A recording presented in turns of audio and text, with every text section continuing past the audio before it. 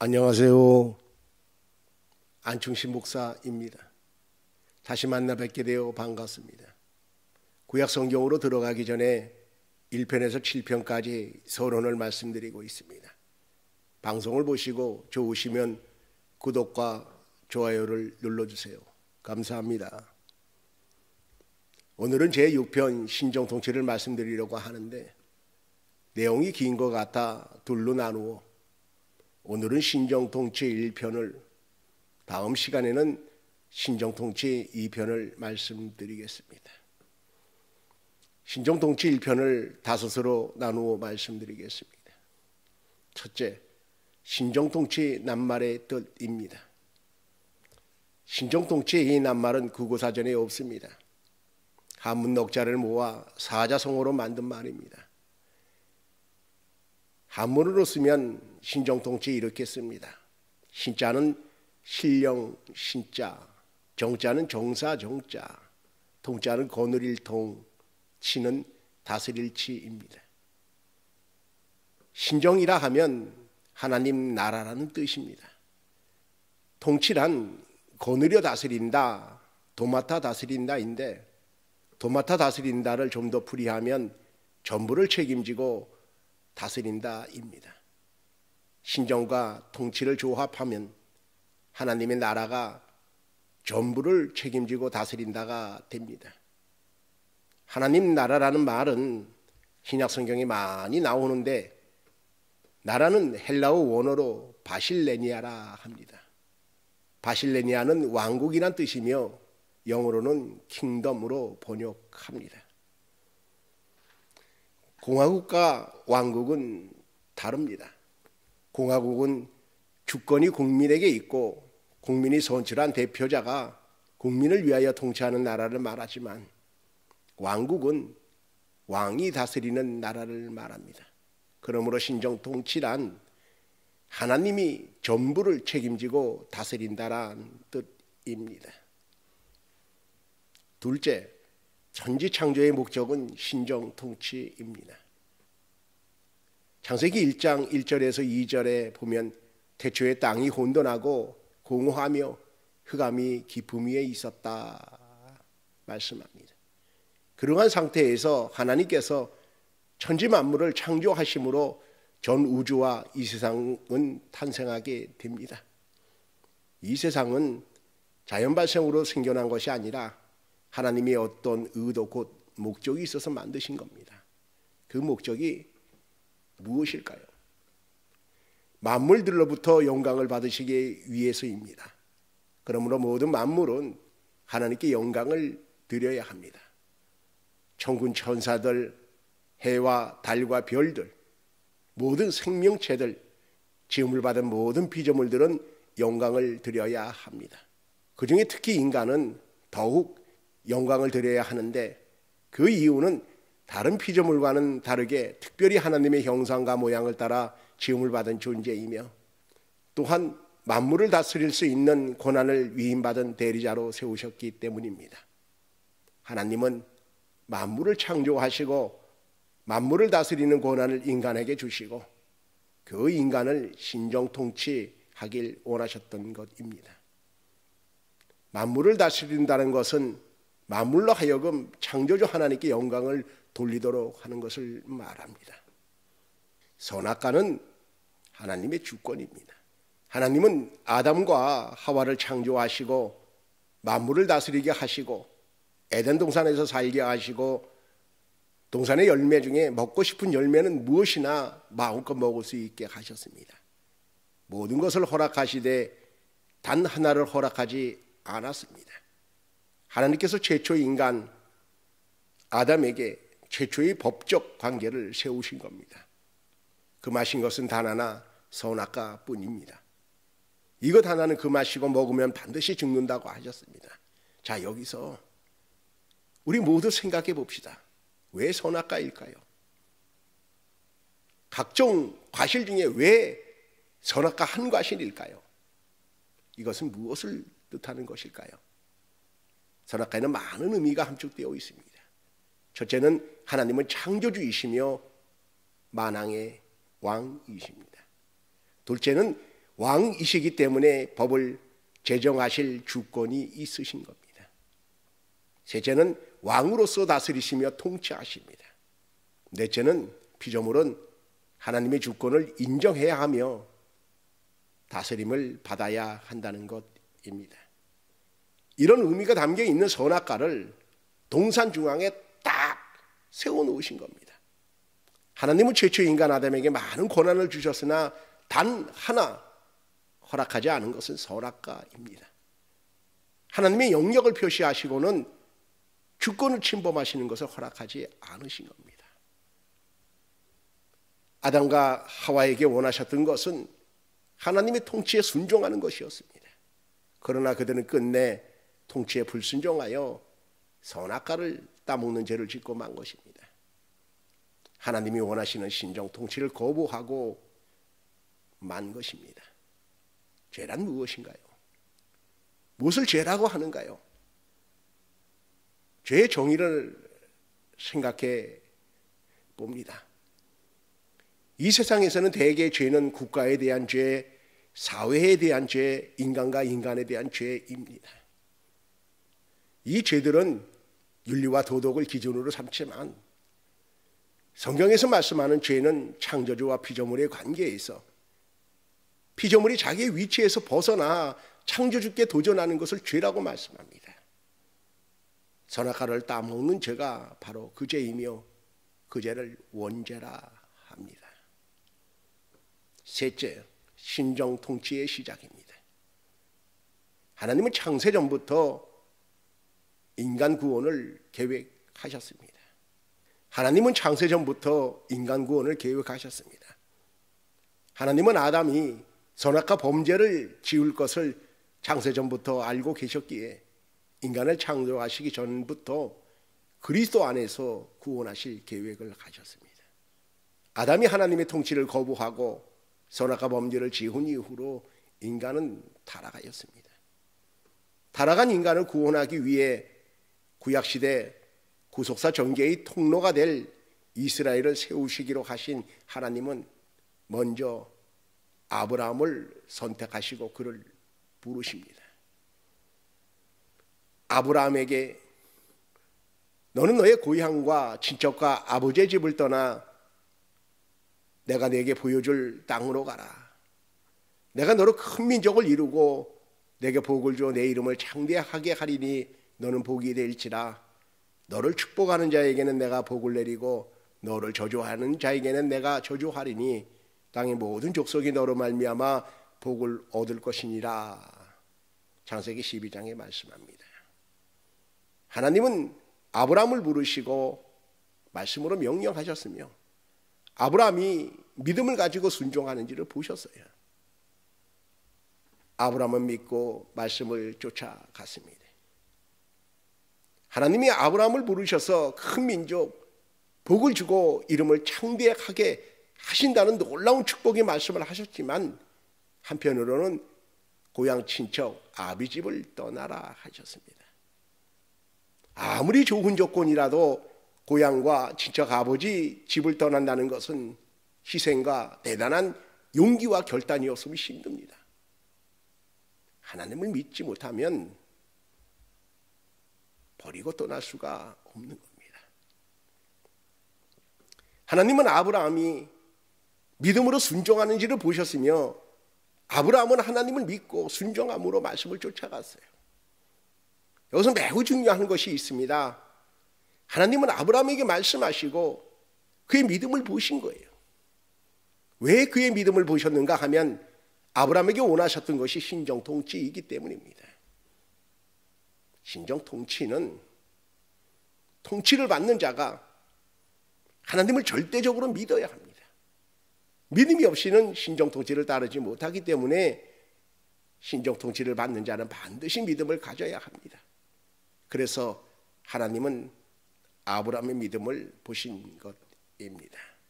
하나님을 만난 후 아브라함은 여러 사건들을 만나면서 위기에 봉착되는데 그때마다 하나님은 언약의 말씀을 주시면서 흔들리는 아브라함을 붙드시고 큰 믿음을 가지게 하십니다. 그리고는 아브라함을 이스라엘의 직계 조상으로 세웁니다.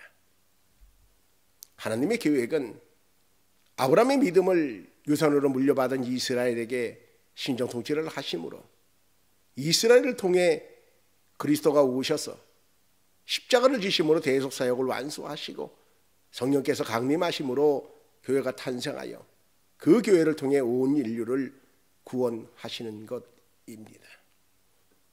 넷째, 신정 통치를 믿고 모든 것을 맡겨야 합니다. 믿음이란 무엇일까요? 국어사전에는 믿는 마음이라고 합니다. 비전 성경 사전에는 하나님께 자신의 삶을 바꾸는 태도라 하였고, 아가페 성경 사전에는 인간이 하나님을 믿고 의지하는 것을 말한다 하였습니다. 크리스찬인 여러분에게 믿음이 뭐냐고 물으면 여러분 어떻게 대답하셨나요? 많은 분들이 믿음이란 하나님을 믿는 것이다고 답하셨을 겁니다. 맞습니다. 하나님을 믿는 것이 믿음입니다. 좀 더 구체적으로 믿음을 정의하면 신정 통치를 전적으로 받아들이는 것이 믿음입니다. 하나님의 통치를 믿고 모든 것을 맡기는 것이 믿음입니다. 출애굽한 이스라엘 백성들에게 하나님이 원하시는 것은 신정 통치 곧 하나님의 통치를 믿고 모든 것을 맡기라는 것입니다.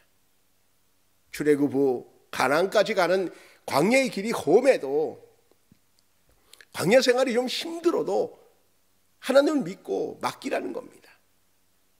그러나 이스라엘은 광야의 길이 험하다고, 광야 생활이 힘들다고 하나님을 불신하여 원망하고 불평했으며 그 결과 광야에서 38년 동안 믿음의 훈련을 하였던 것입니다.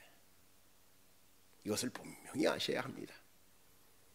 믿음이 있는 사람은 어떤 사건을 만나도 감사와 찬양으로 영광을 돌리지만, 믿음이 없는 사람은 하나님의 통치를 믿지 않으므로 원하지 않는 상황이 마주치면 원망과 불평, 불만을 드러냅니다. 이런 사람은 직분의 유무, 높고 낮음을 떠나 믿음이 없는 사람입니다. 그래서 어떤 사건을 만나면 불신을 드러내며 신정 통치를 거부합니다. 하나님의 통치를 믿지 않기에 결과를 맡기지 못하고 불평하는 것입니다.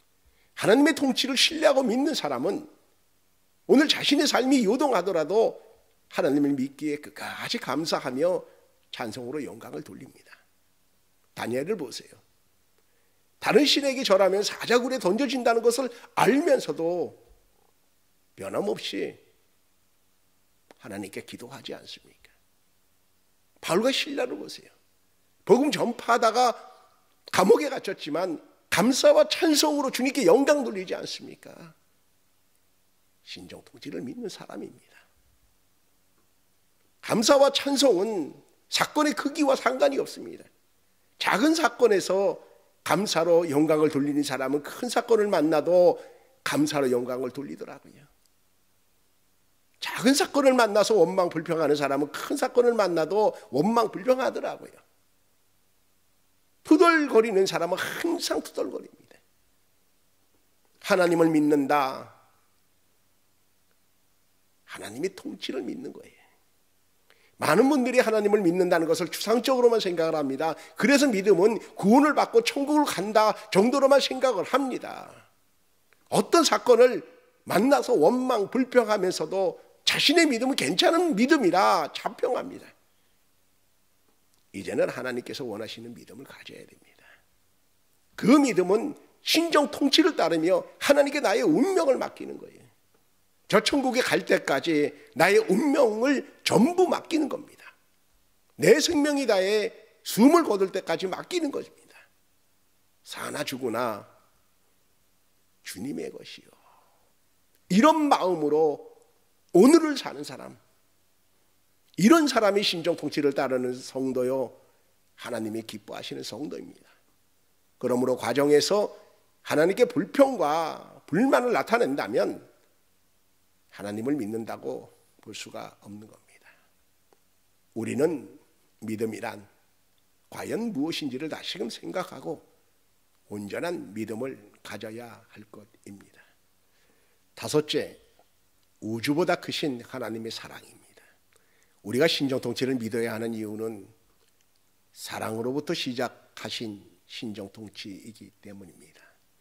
야고보서 1장 17절에 온갖 좋은 은사와 온전한 선물이 다 위로부터 빛들의 아버지께로부터 내려오나니 그는 변함도 없으시고 회전하는 그림자도 없으시니라 말씀하셨습니다. 그렇습니다.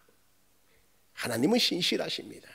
변함도 없고 거짓도 없고 회전하는 그림자도 없으십니다. 이 하나님께서 우리에게 언약하신 거예요. 그 언약이 바로 이 성경에 기록되어 있습니다. 그래서 이 성경은 하나님의 언약 증서와 같아요. 에베소서 1장 4절에 보면 창세전에 그리스도 안에서 우리를 택하사 우리로 사랑 안에서 그 앞에 거룩하고 흠이 없게 하시려고 하는 그 말씀이 있어요. 창세전에 그리스도 안에서 우리를 택하사, 하나님은 이 세상을 창조하시기 전부터 그리스도 안에서 인간들을 구원하시기로 작정하신 것입니다. 아담을 창조하기 전부터 그리스도 안에서 우리를 구원하시기로 작정하신 겁니다. 이 말씀은 엄청난 말씀입니다. 인간이 태어나기 전부터 인간이 지은 모든 죄를 그리스도 안에서 용서하시고 구원하시기로 작정하셨다는 말입니다. 인간이 짓는 죄를 보면 참으로 끔찍합니다. 금수마도 못한 죄를 짓습니다. 도무지 인간이기를 포기하고 짓는 죄, 우리들의 입장에서는 용서할 수 없는 죄까지도 그리스도 안에서 용서하시기로 창세전부터 작정하시고 인간을 창조하신 겁니다. 이 사랑은 전 우주를 초월하시는 그러한 사랑이에요. 이 엄청난 용서와 사랑은 인간이 생각조차 할 수 없는 겁니다. 자, 보세요. 어떤 사람이 있다고 생각해 봅니다. 그 사람을 자신이라고 생각해도 좋습니다. 그 사람이 태어나기 전부터 예수 그리스도를 믿으면 용서하시기로 하셨다는 겁니다. 그 사람에 대한 하나님의 용서는 그 사람이 출생 전부터예요. 그 사람의 아버지, 아버지의 아버지, 그 아버지 위에 아버지, 그렇게 쭉 거슬러 올라가면 아담까지 올라갑니다. 아담에서 더 거슬러 올라가서 아담을 창조하기 전부터 하나님은 그리스도 안에서 용서하시기로 작정하신 겁니다. 전 인류의 역사를 거슬러 올라가서 전 우주의 창조전으로 올라가서 거기서 우리 인간을 사랑하시어 창조하시고 그리스도 안에서 용서하시기로 작정하신 겁니다. 이 사랑은 전 우주를 초월하고 있어요. 하나님은 창세 전부터 우리를 사랑하시고 용서하시기로 하신 겁니다. 그리스도 안에서 온전히 구속될 때까지의 전 과정을 그리스도 안에서 통으로 간과하셨다. 예수 그리스도를 믿으면 통으로 그것을 드러내 버리신다는 겁니다. 이 사랑의 깊이와 넓음을 로마서 8장 38절 39절에 말씀하고 있습니다. 내가 확신하노니 사망이나 생명이나 천사들이나 권세자들이나 현재일이나 장래일이나 능력이나 높음이나 기쁨이나 다른 어떠한 피조물이라도 우리를 우리 주 그리스도 예수 안에 있는 하나님의 사랑에서 끊을 수 없느니라, 그렇게 말씀하고 있습니다. 이 하나님의 절대적인 사랑은 누가 끊을 수 있다는 겁니까? 하나님의 사랑하신다는데 누가 감히 어떤 피조물이 하나님의 사랑 안에 있는 우리를 끊어낼 수 있다는 겁니까? 없습니다. 전혀 없습니다. 그러므로 우리에겐 두려움이 전혀 없는 겁니다. 염려, 금심, 걱정이 없습니다. 사단이 정죄한다고요? 우리가 지은 죄를 올무로 올가맨다고요? 예수 그리스도 안에 있으면 걱정이 없는 겁니다. 로마서 8장 32절에 누가 능히 하나님께서 택하신 자들을 고발하리요 의롭다 하신 이는 하나님이시니 누가 정죄하리요 하였습니다. 예수 그리스도로 말미암아 우리의 모든 얽매임으로부터 자유하게 하셨어요. 죄로부터 자유하게 하셨고 사망으로부터 자유하게 하셨습니다. 그리고 오늘도 우리를 불꽃 같은 눈동자로 지키시면서 저 천성으로 인도하십니다. 그러므로 현재의 삶을 하나님께 맡겨야 합니다. 하나님은 창조 전부터 우리를 사랑하신다 하셨어요.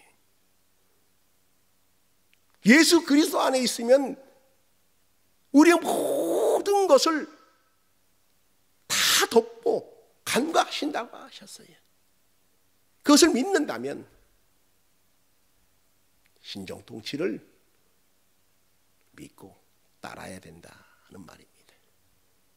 하나님의 신실하심을 믿고 오늘 우리의 삶을 맡기는 겁니다.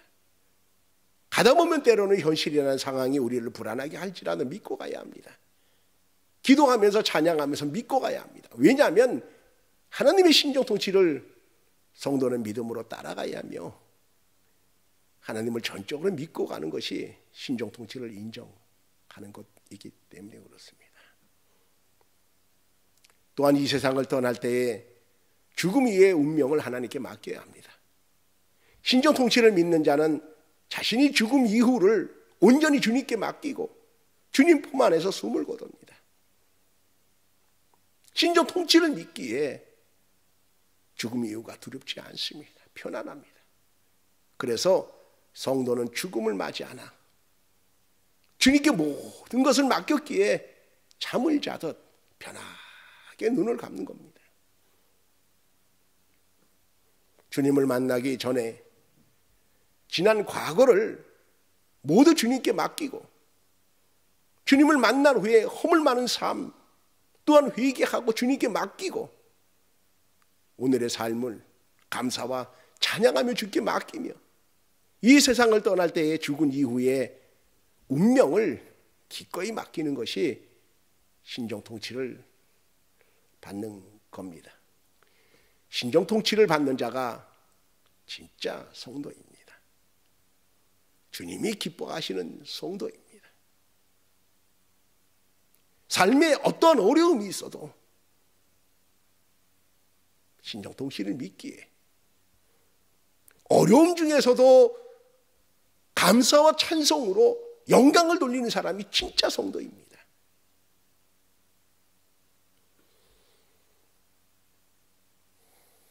다음 시간에는 신정통치의 2편 신정통치와 이스라엘의 흥망성쇠에 대해서 말씀드리겠습니다.